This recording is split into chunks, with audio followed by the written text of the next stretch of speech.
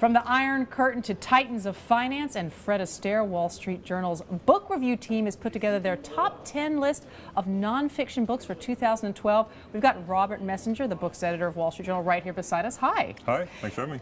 Everybody wants to know how you guys get to your top 10 in nonfiction and fiction, and they wonder, like, do you all sit around in a room and just like duke it out over what your favorite books are?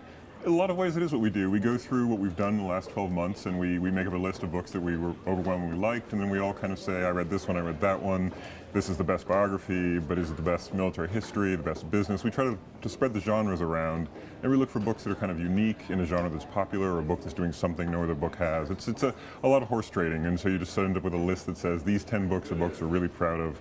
Are they numerically the best 10 of the year? Hard to say, but they are books that we're proud of, and we feel the authors have really done something special. And are they all books that you all have reviewed for the Journal at some point?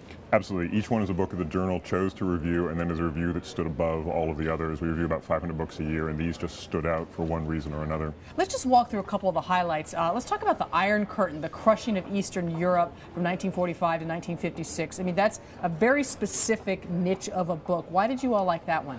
Well, the author Anne Applebaum did a book about the Gulag about 10 years ago, which is a really stirring portrait of the prison system in the Soviet Union. And here she's followed it up looking at what happened Eastern Europe, crushed during World War II.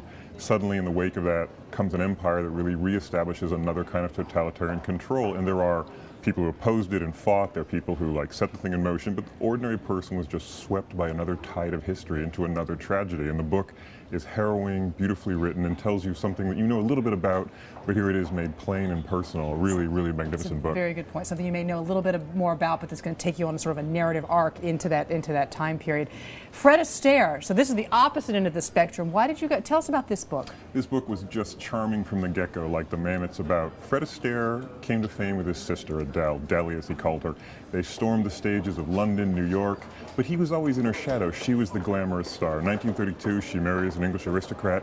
He thinks his career is done, goes off to Hollywood, dances into our hearts.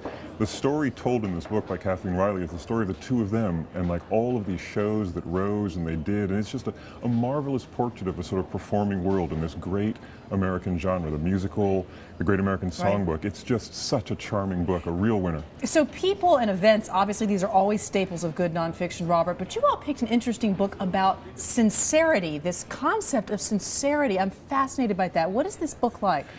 What's really amazing about this book is that McGill has gone and looked at an idea, traced it through art, through literature, through history, in a really breezy and informative way. Sincerity really rises with the Protestant Reformation. They want us to be more sincere, to take individual control of our decisions rather than the institutional control of the Catholic Church.